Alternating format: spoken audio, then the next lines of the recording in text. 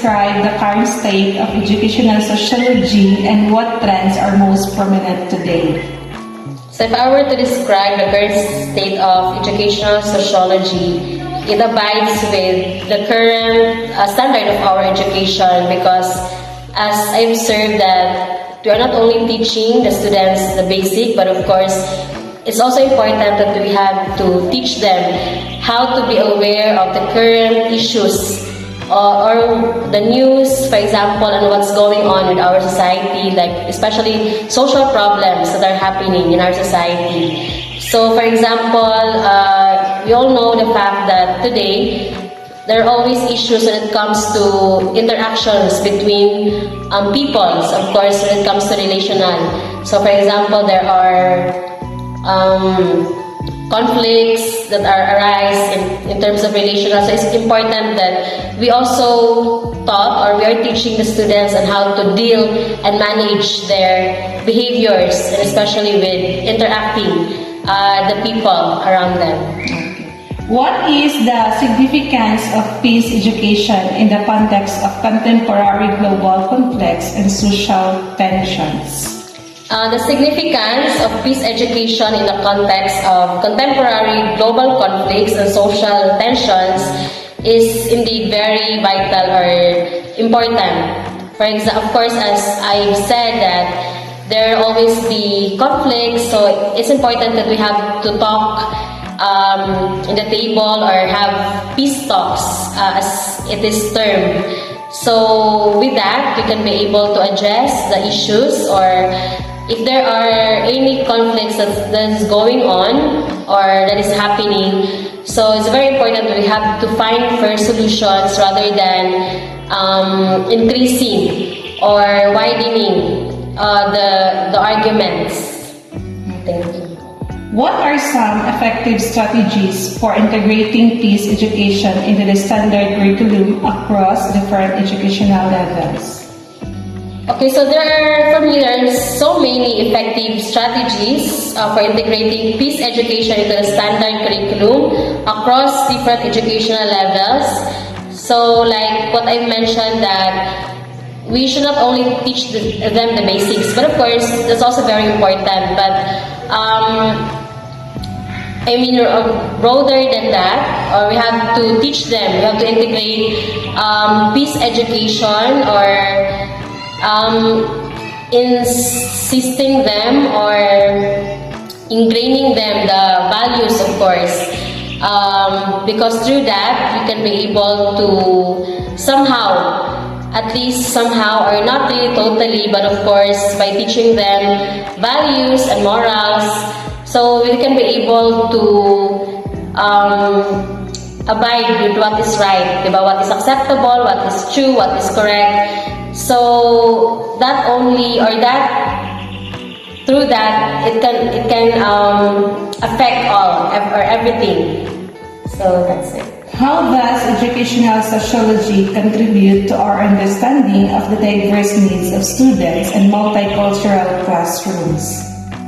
Educational sociology could contribute to our understanding of the diverse needs of students in multicultural classrooms, because of course we all know that our students are diverse, but they have different needs, abilities, skills, talents. So it's very important that we have first to know, or have to identify about the different needs and skills. So with that, we can be able also to cater those students that are really in need and have special needs, for example. So it's also important that we have to culturally give importance and we have to emphasize the importance of inclusion.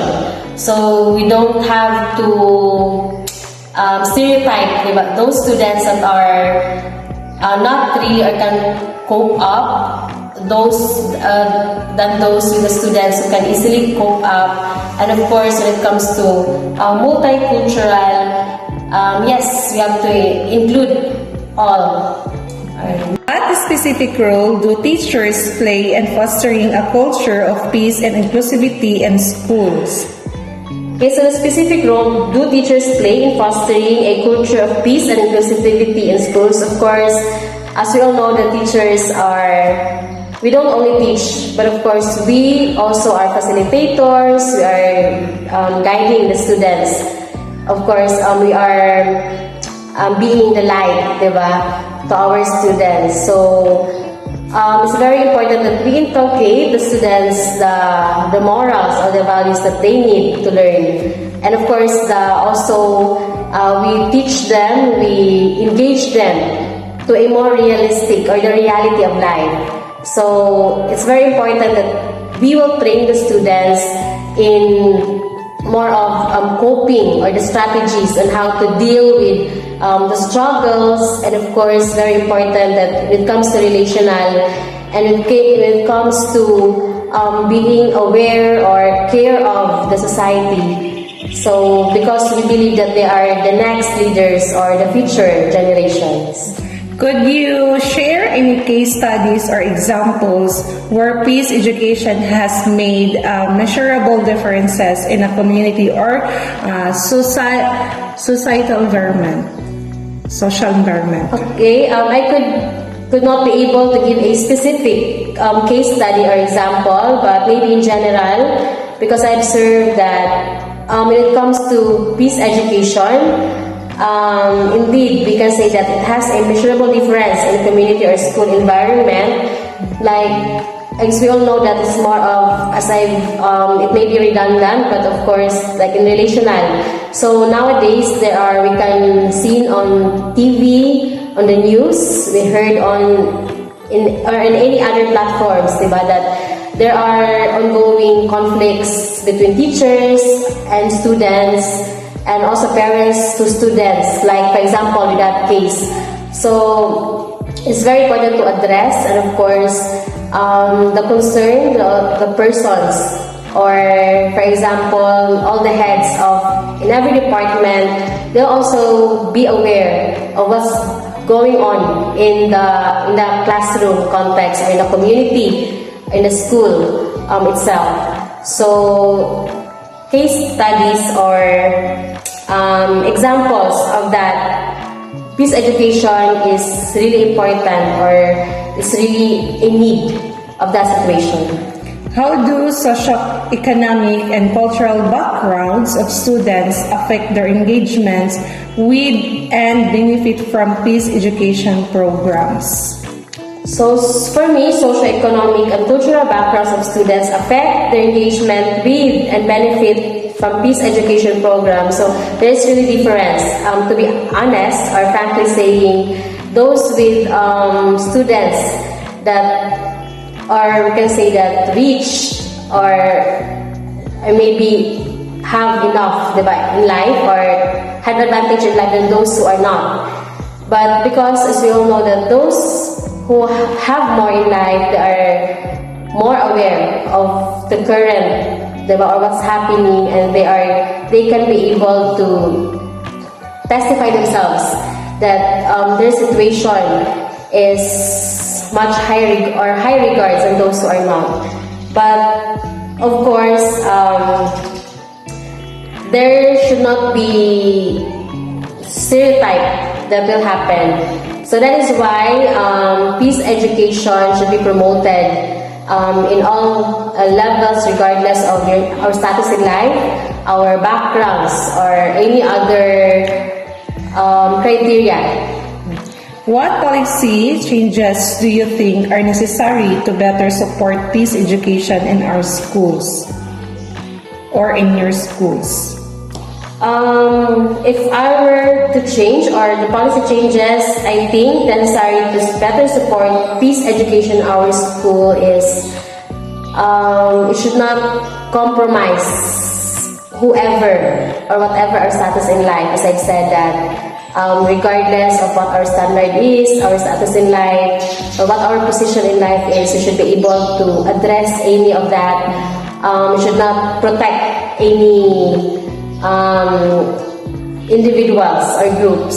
So as long as it will give benefits or beneficial to all, it should be our policies or orders or laws should be implemented. In your opinion, what are the most significant long-term benefits of implementing peace educations for individuals and society? So, in my opinion, the most significant long-term benefits of implementing peace education for individuals and society, of course, basically it will give us a harmonious and peaceful relationship, of course, in the community or the environment that we are part of. But more on that, it is a peace of mind, that a peace that can never be paid, or yes, we can never buy, or it can't be sold like that. So for me, that is the long-term benefits of implementing peace education for individuals and society. And of course, if we were able to maintain that, it can be continuously and will last. Lastly, how can schools work with parents and the broader community to create a supportive environment for peace education initiatives? Schools work with parents and the broader community to create a supportive environment for peace education initiatives. Just simply include them, and of course, also to the part of the parents, they have to be cooperative and participative in terms of whatever advocacies that the schools are going to implement or programs like that. So aside from, they're also the ones who will become a mediator or negotiator. They will be, of course, a promoter of, they themselves in the community will promote peace and will be aware of themselves that sharing this advocacies, promoting peace, so that everyone will going to benefit and live a harmonious life. Thank you.